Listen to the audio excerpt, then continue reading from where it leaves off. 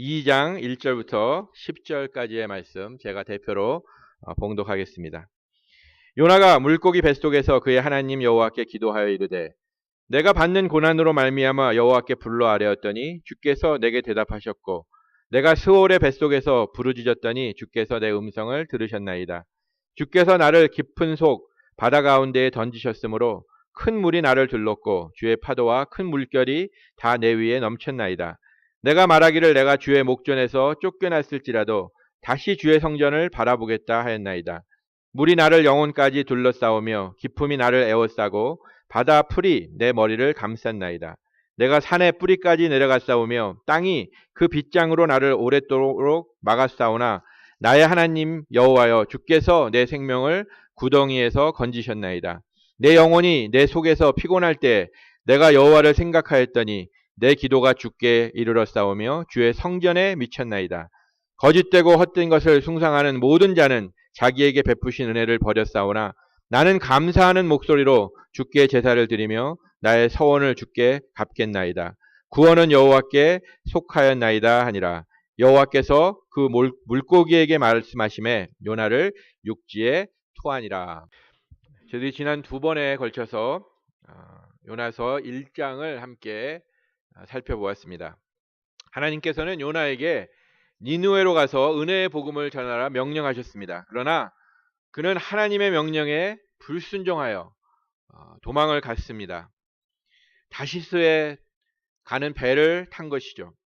근데 하나님은 폭풍을 보내어서 그를 쫓으셨고 하나님의 손길을 깨달은 요나는 배에 있는 많은 사람들을 살리기 위해 자기를 희생 제물로 바쳤습니다. 하나님의 은혜는 그리고 큰 물고기를 보내어 요나를 구원하신 것까지가 요나서 2장 1절까지의 말씀입니다. 오늘 본문의 물고기 뱃속에서 이제 드리는 이 요나의 기도, 그 기도는 하나님의 은혜를 알게 된 요나의 모습을 우리에게 보여줍니다. 선장의 권고도 있었고 또 선원들의 기도하는 모습에도 불구하고 그는 하나님께 기도하기를 거부했었는데 드디어 하나님께 그의 마음을 열기 시작한 것입니다.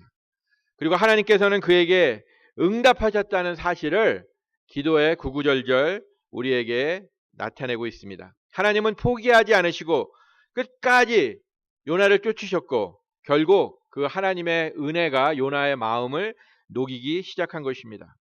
그러나 물고기 뱃속에 있는 요나의 기도의 내용을 보면 아직도 죽음의 두려움으로 절망적인 상태입니다. 많은 문제와 상황들이 아직도 해결되지 않은 것 같은 그런 내용이 2절부터 7절까지 가득 차 있습니다. 2절을 보시면 스올의 뱃속에서 부르짖었더니 자신이 죽은 거나 다름없다고 생각하는 것입니다. 4절에 보니까 주의 목전에서 쫓겨났을지라도 죽음을 앞둔 상황에서 하나님의 눈앞에서 쫓겨났다는 생각이 그를 두렵게 하였던 것입니다. 5절에 물이 나를 영혼까지 둘러싸우며 기품이 나를 에워싸고 바닷물이 이제 폐에 차기 시작하는 그 물속에 빠져있는 죽음의 문턱까지 이른 자신의 처지를 얘기하는 것입니다. 6절에 산의 뿌리까지 내려갔사오며 땅이 그 빗장으로 나를 오랫동안 막았사오니 세상의 모든 산들의 그 뿌리가 땅속 깊이 바다 밑까지 있다고 믿었던 그들의 세계관, 그것에 비추어서 이제 가장 깊은 곳으로 빠졌는데 이 세상에서 빠져나올 수 없는 그런 상태를 호소하고 있는 것입니다. 7절에 내 영혼이 내 속에서 피곤할 때 육체적인 그런 고통이 이제는 그의 영혼의 탈진의 상태로 끌고 가는 영향을 주고 있다라는 이런 고백이 요나의 기도 안에 들어가 있습니다. 이러한 내용들을 우리가 보면 바로 인생의 밑바닥에 있는 그 실체를 보는 듯합니다. 버림받은 것 같은 이런 느낌, 공포의 상황, 이것이 바로 요나의 처지입니다. 이는 여러분과 저, 우리 모두가 우리의 삶 속에서 경험하기도 하는 그런 모습일 것입니다. 세상의 고통 속에서 또 영적으로 우리가 바닥을 치면 우리는 깊은 수렁에 빠져 있는 그런 느낌을 갖게 됩니다. 그리고 요나처럼 헤어나올 수 없을 것 같은 정말 보이지 않는 미래가 우리를 두려워하게 할 때가 많이 있습니다. 하지만 요나는 그 밑으로 한없이 잡아당기는 그 죽음의 힘, 두려움의 힘을 박차고 뛰어오르는 그런 상태로 변화되고 있다는 것을 역시 또 기도의 내용에서 우리에게 보여주고 있습니다. 주께서 내 생명을 구덩이에서 건지셨나이다. 자신이 구원받았다는 그런 확신을 갖고 있는 거죠. 7절에 내 기도가 주께 이르러 싸우며 하나님께서 자신의 기도를 듣고 계시다는 것에 대한 확신이 그의 마음을 채우기 시작한 것입니다. 그리고 9절에 그는 확신에 찬 목소리로 하나님께 감사를 드립니다. 이렇게 요나의 기도는 감사와 믿음의 승리로 끝을 장식하고 있습니다. 참 말 그대로 인생의 그 밑바닥의 상태에 빠져 있는 자가 어떻게 이런 감사와 믿음의 승리의 기도로 끝을 낼 수 있을까요? 그것은 요나 안에 생긴 믿음입니다. 그를 좌절시키는 그 요소들을 이 믿음으로 극복하게 되었고 깊은 그 감정의 수렁에서 이제 빠져나오게 된 것입니다. 누구나 요나와 같은 믿음이 나에게도 있었으면 좋겠다라는 생각이 있을 것입니다. 나도 저런 믿음만 있다면 힘든 삶의 현장에서 언제나 영적인 승리를 맛볼 수 있지 않을까라고 그렇게 생각할 것입니다. 사랑하는 성도 여러분, 완전히 가능합니다. 완전히 여러분도 저도 이런 믿음을 가질 수 있습니다. 문제는 믿음이라는 것이 어떤 물건처럼 살 수 있는 것이 아니고 또 운동선수의 재능처럼 개발할 수 있는 것이 아니라는 점입니다. 믿음은 과정을 통해서 하나님께서 우리 안에 그 하나님의 약속을 점점 더 믿고 의지하며 살도록 만들어 가시는 이런 과정을 통하면 우리도 믿음을 가질 수는 있다는 것입니다. 요나의 기도를 분석하면서 우리가 하나님께서 그러면 우리 안에 어떻게 이 믿음을 세워 가시고 있는가라는 것을 함께 보기를 원합니다. 요나의 기도에 세 가지의 현상이 나타나는데 단계라고도 볼 수 있습니다. 이것은 요나 안에 믿음이 성장해가는 그런 모습인 것입니다. 첫 번째는 하나님께 부르짖는 것입니다. 두 번째는 하나님을 기억하는 것입니다. 그리고 세 번째는 하나님께 헌신하는 것입니다. 이 세 가지의 단계를 거칠 때 요나가 믿음의 사람으로 조금씩 성장하는 그런 모습을 우리가 볼 수 있는 것입니다. 첫째로 2절에 보니까 요나가 부르짖습니다. In my distress, 비참한 상태에서 I call to the Lord, 하나님을 불러 아뢰었다. From the depths of the grave, 무덤의 그 깊은 곳에서 I call for help, 살려달라고 외쳤다. 비참한 상태에서 여호와를 불렀고 무덤의 깊은 곳에서 살려달라고 외쳤다. 믿음의 첫 번째 단계는 무엇인가? 소리쳐 부르짖는 것입니다. 그런데 그 부르짖는 대상이 중요합니다. 아무한테나 부르짖는 것이 아니라 하나님을 향하여 부르짖어야 한다는 것입니다. 이것은 하나님의 존재를 인정할 때만 하나님을 향하여 부르짖을 수 있습니다. 하나님을 찾고 하나님께 하나님의 영광을 나에게 보여달라 하고 외치는 것입니다. 하나님을 향하여 내가 찾아 나오는 정말 이성적이고 의지적인 선택인 것입니다. 하나님을 찾는다는 것은 그럼 무엇입니까? 그것은 내 마음에 있는 의심하던 그런 마음을 바로 잡는 것입니다. 우리가 어려운 일을 겪게 되면, 고난이 우리에게 닥치면 우리는 하나님이 진짜 계신가 하고 의심이 생깁니다. 그러기에 나의 그러한 믿음 때문에 흔들려가는 그런 마음을 우리가 먼저 바로 잡을 필요가 있습니다. 그러기에 믿음의 첫 단계는 더 이상 하나님에 대하여 의심하지 않겠다는 나의 마음을 하나님을 찾아 나서는 것으로 보이는 것입니다. 내 마음에 있는 고백을 행동으로 표현하는 것이죠. 그 전에 믿음이 없을 때는 성경이 말하는 하나님, 그 하나님께서 진짜 하나님인데 그 하나님이 우리에게 철저한 순종을 요구하셨을 때 우리는 우리 안에 있는 죄성 때문에, 그 죄에 의하여 움직이는 우리의 마음 때문에 우리는 불순종하는 그런 삶을 살고 있었습니다. 아니, 불순종하기 원하는 마음을 따라 살았던 것입니다. 하나님을 믿지 않으려는, 하나님에 대한 자꾸 의심을 갖는 그런 상태에 있었습니다. 그러나 이제는 하나님을 전적으로 믿기를 원한다. 그러기에 내 마음을 잡아 하나님 앞에 나온다. 라는 그런 모습으로 먼저 하나님께 찾아 나오는 것입니다. 그동안 하나님의 존재를 의심하며 내가 처한 상황에 대하여 그냥 불만하고 슬퍼했지만 결국 내가 하나님을 의심하고 또 불만했던 것으로 나의 상황이 전혀 나아진 것이 없다는 것을 먼저 인정하고 나오는 것입니다. 우리는 천지가 개벽하듯이 나의 상황이 변할 것이라는 기대를 갖고 있는데 그것은 굉장히 어리석은 일입니다. 하나님을 먼저 찾아 나올 때 이제 우리의 삶의 모든 것들이 조금씩 변화되어 하나님의 축복을 누리는 그런 믿음의 시작이 하나님을 먼저 찾아 나와 하나님을 부르짖는 것입니다. 성경의 여러 곳에서 우리가 하나님을 찾는 것에 대한 말씀을 볼 수가 있습니다. 그 중에 저는 가장 이 노골적인 말씀이 예레미야서 29장 13절이라고 생각합니다. 잘 들어보십시오. 너희가 온 마음으로 나를 구하면, 여기서 나라는 것은 여호와 하나님이시죠. 온 마음을 다하여 나를 구하면 나를 찾을 것이요 나를 만나리라. 이보다 확실할 수 없습니다. 거짓말 하실 수 없는 하나님의 약속입니다. 더 이상 하나님에 대하여 의심하지 말고 하나님을 찾아 하나님께 하나님 이제 하나님의 영광과 능력을 내게 보여주시옵소서라고 부르짖으라는 것입니다. 그러면 하나님께서 반드시 우리를 만나 주신다는 것입니다. 근데 이렇게 부르짖음을 우리가 이해하면서 하나님 앞에 찾아올 때 한 가지 더 기억할 것은 더 중요한 것은 뭐냐? 계속 부르짖어야 된다는 것입니다. 요나를 보십시오. 그가 처음에 불러 아랬습니다. 하지만 거기서 그치는 것이 아니라 또 외쳤다. 한 구절에 이 말씀이 담겨져 있습니다. 이것은 그가 반복하여 계속해서 끊임없이 하나님께 부르짖었다는 것을 강조하는 표현입니다. 여러분 중 누군가는 지금 요나처럼 이 세상의 깊은 수렁에 빠져있는 그런 상태에서 지금 몸부림치며 싸움하고 있는, 씨름하고 있는 분도 있으실 것입니다.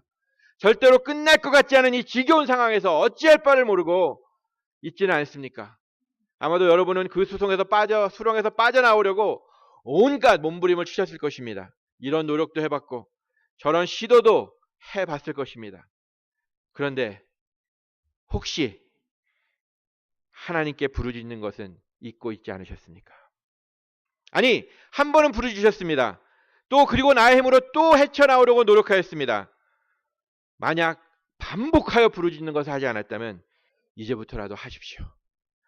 우리는 하나님의 은혜의 보좌 앞에 나아가서 하나님의 그 은혜를 받을 수 있는 하나님의 자녀들입니다.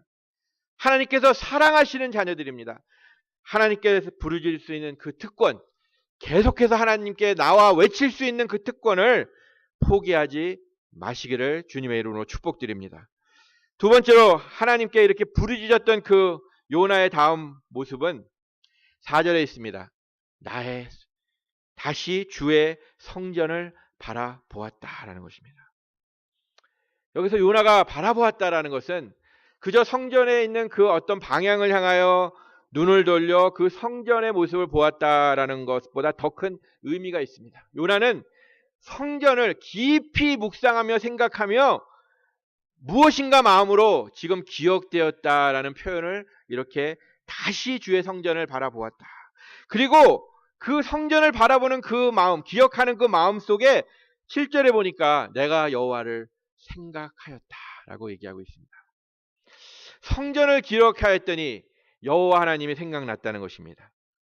성전이 그 유대인들의 신앙의 중심이었다는 것을 그는 다시 한번 기억한 것입니다. 그러면 성전의 어떠한 점을 기억한 걸까요? 그 기도하는 뜰, 많은 제사장들의 화려한 모습들, 찬양대의 아름다운 찬양? 아닙니다. 성전에서 요나가 경험하였던 하나님의 은혜가 기억난 것입니다. 성전은 하나님의 구원하시는 은혜를 시각적으로 보여주는 하나님의 도구입니다. 성전을 찾는 모든 사람들은 하나님께서 어떻게 죄인들과 화해하시는가, 하나님께서 그 백성들에게 어떻게 그 은혜를 베푸시는가를 눈으로 확인하며 경험하는 것이 바로 성전입니다. 성전은 그러기에 복음의 증거입니다. 복음이라는 것은 먼저 그거는 좋은 소식이죠. 굿뉴스입니다. 그러나 이 굿뉴스는 나쁜 소식을 전제로 한 굿뉴스입니다. 요나는 성전에서 이 복음이 보여주는 인간의 절망적인 그 상태, 그리고 그 상태를 해결하시는 하나님의 굿뉴스를 경험하였던 것입니다. 복음이 전제하는 나쁜 소식은 그 성전 안에 있는 율법과 관계되어 있습니다. 성전의 가장 깊은 곳에는 지성소라는 곳이 있습니다. 그리고 그 지성소의 중간에는 언약궤가, 우리가 보통 법궤라고 부르죠. 언약궤가 놓여 있습니다. 그리고 그 언약궤 안에는 여러 가지가 있는데 그 중에 율법을 상징하는 2개의 돌판이 놓여 있습니다. 하나님께서 모세를 시내산으로 부르셨습니다. 그리고 2개의 돌판에 하나님의 성품을 드러내는 10계명을 적게 하셨습니다. 그 계명을 지키는 것으로 하나님의 백성들이 온전하게 이 세상에서 하나님의 백성으로 살아갈 수 있도록 명령을 하신 것입니다. 이 10계명은 하나님의 측은지심, 그의 진실하고 온전하심, 그 하나님의 그 정결하심, 희생하심, 관대하심을 보여주며 하나님을 닮은 성도가 되도록 요구하시는 그런 내용인 것입니다. 하나님께서는 지성소에 그 영광으로 쉐키나 글로리로 거하셨고, 그 지성소 안에 있는 그 언약궤에서 하나님의 백성들을 대표하는 대제사장들과 1년에 한 번씩 만나셨습니다. 하나님께서 그 백성들을 상대하시는 기준이 바로 이 언약궤 안에 있던 이 율법인 것입니다. 하나님의 율법에 따라 하나님의 백성들의 생각과 행동과 삶이 기준이 되어 판단을 하신다는 것입니다. 지휘자가 오케스트라 단원들 앞에 섰습니다. 이렇게 그냥 많이 이제 모여서 오늘도 좋은 연습을 하고 좋은 공연을 할 것이다 기대를 하면서 모였습니다. 그리고 이번에 연주할 악보가 모든 그 단원들에게 일일이 다 똑같은 악보가 배부되었습니다. 지휘봉을 지휘자가 딱 들고 이제 모든 그 단원들의 시선이 지휘자에게 모였습니다. 그리고 지휘봉이 움직이자 모든 악기가 소리를 내기 시작했습니다. 그런데 저기에 있는 한 악기가 전혀 예상하지 않았던 소리를 내어 전체의 하모니를 망치는 것입니다. 과연 무슨 일이 일어난 것일까요? 그것은 그 사람만이 악보의 그 다른 페이지를 열고 연주하고 있는 것이었습니다. 오케스트라가 한 음악을 만들어간다, 아름답게 음악을 연주하기 위해서는 모든 단원들이 똑같은 페이지를 따라, 지휘자의 명령을 따라 할 때 그것이 가능한 것입니다.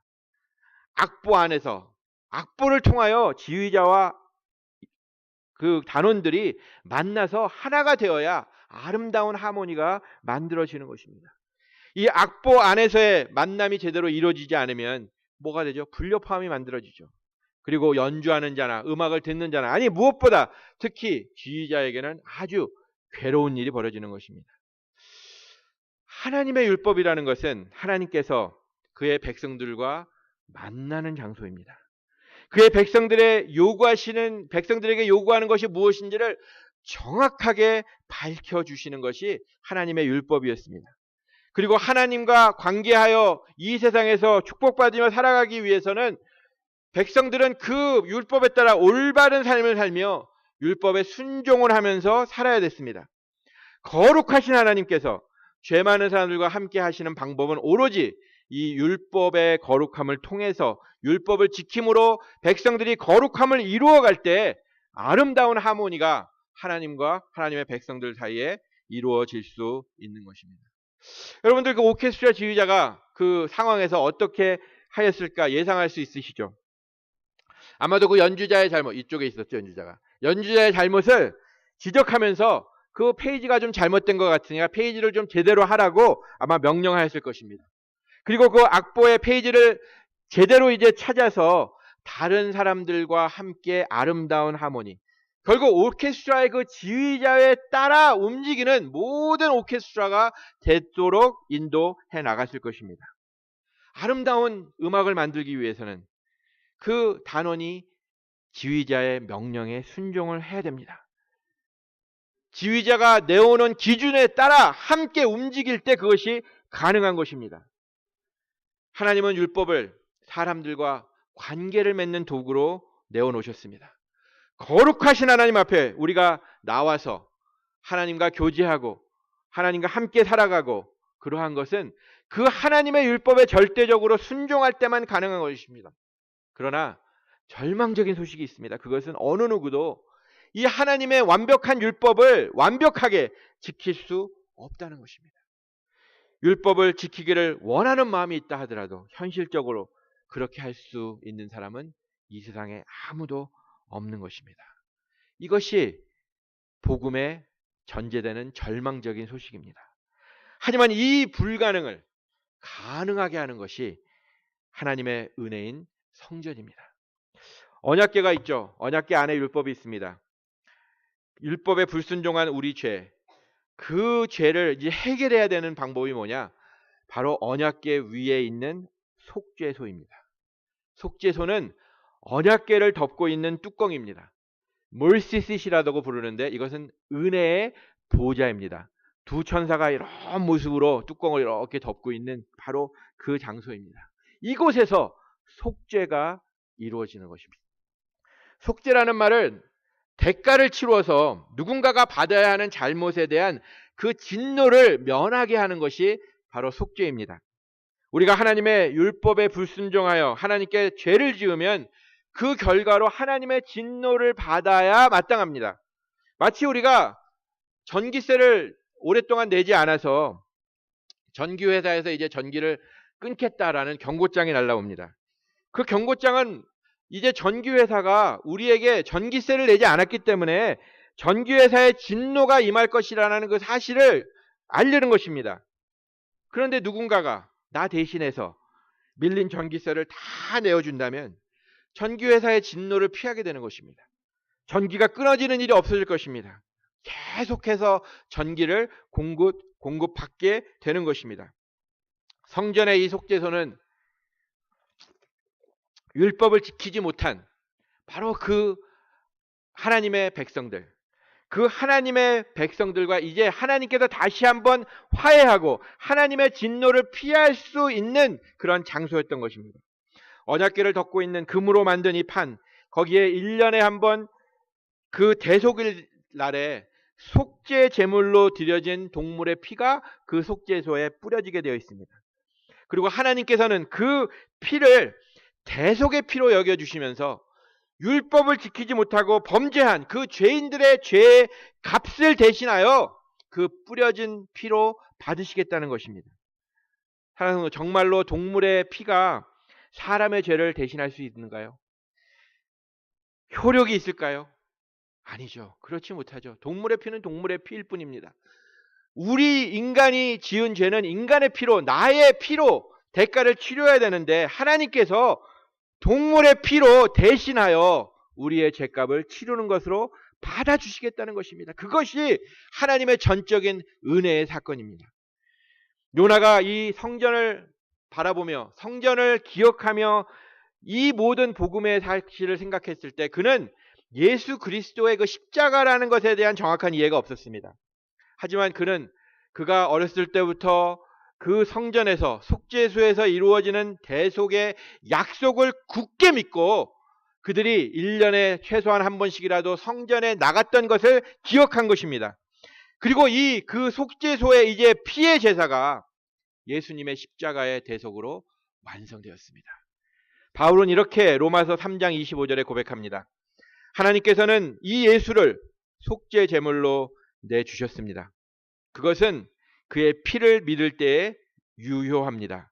하나님께서 이렇게 하신 것은 사람들이 이제까지 지은 죄를 너그럽게 보아주심으로써 자기의 의를 나타내시려는 것입니다.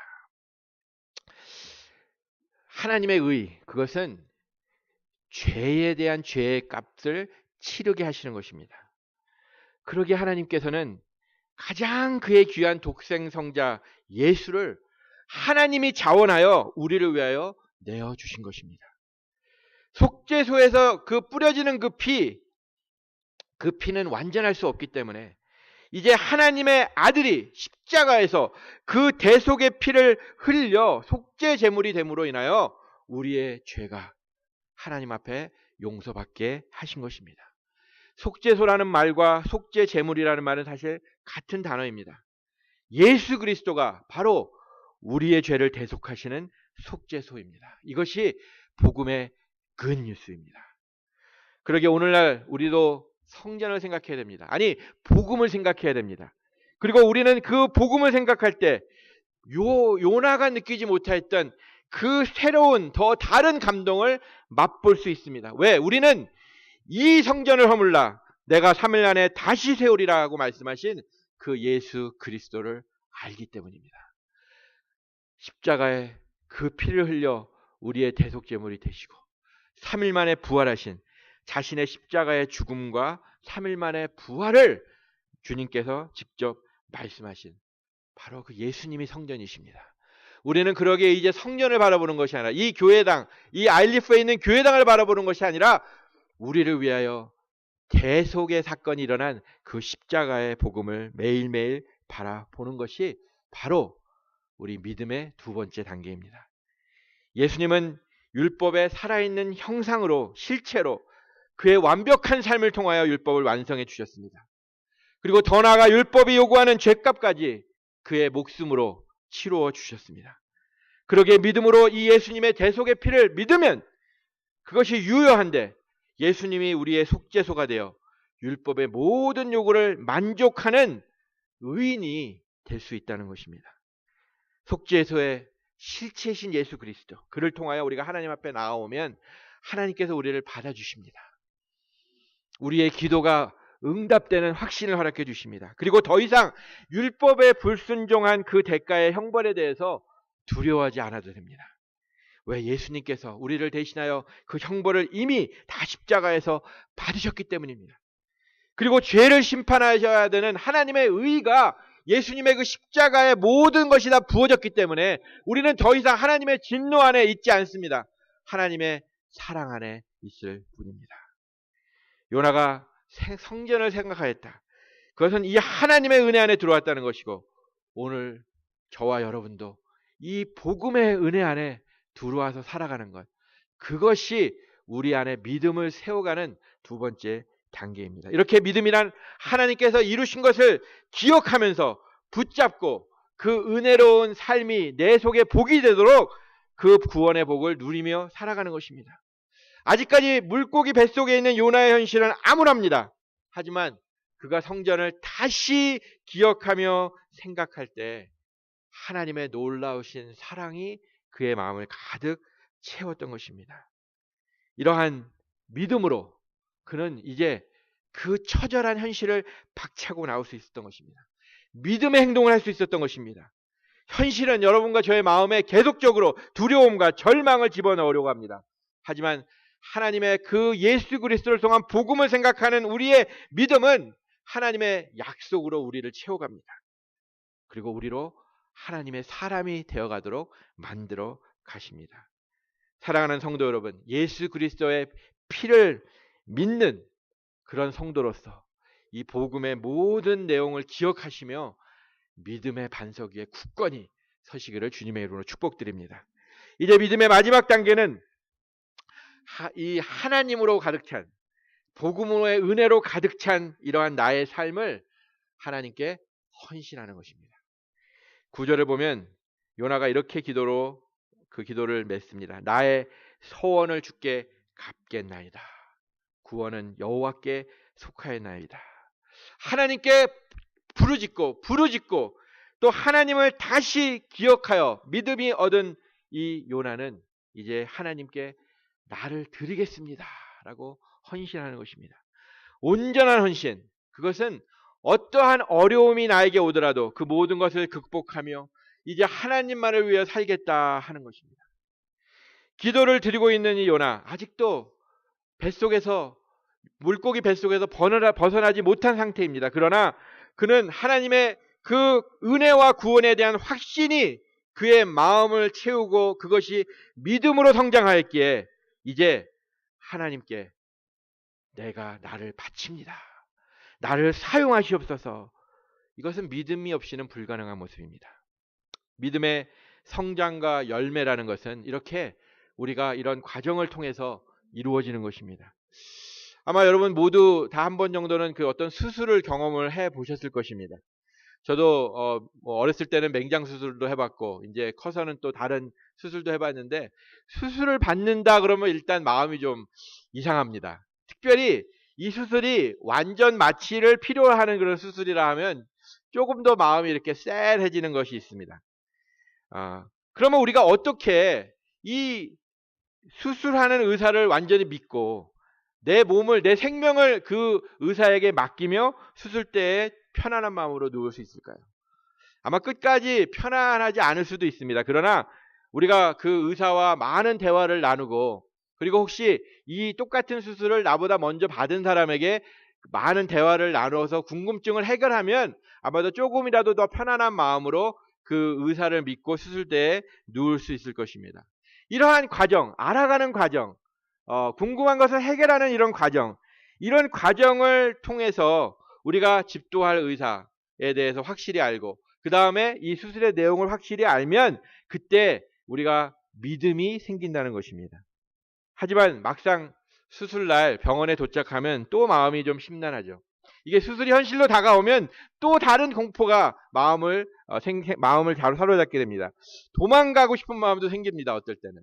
도망갈 수도 물론 있을 것입니다. 그 수술실에 프레임룸에 들어가지 않고 그냥 나가면 되는 거죠. 그러나 그때 우리의 헌신이 있어야 됩니다. 수술을 받겠다는 헌신.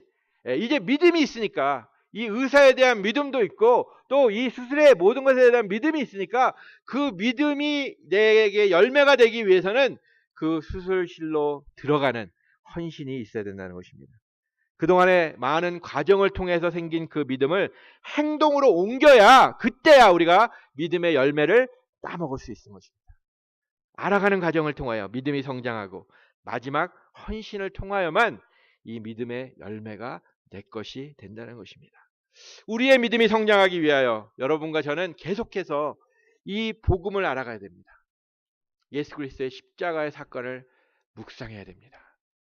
내 자신을 그 십자가에 박혀야 되는 그 모습을 바라보면서, 하지만 나 대신 거기에 못 박히신 예수 그리스도를 보아야 됩니다.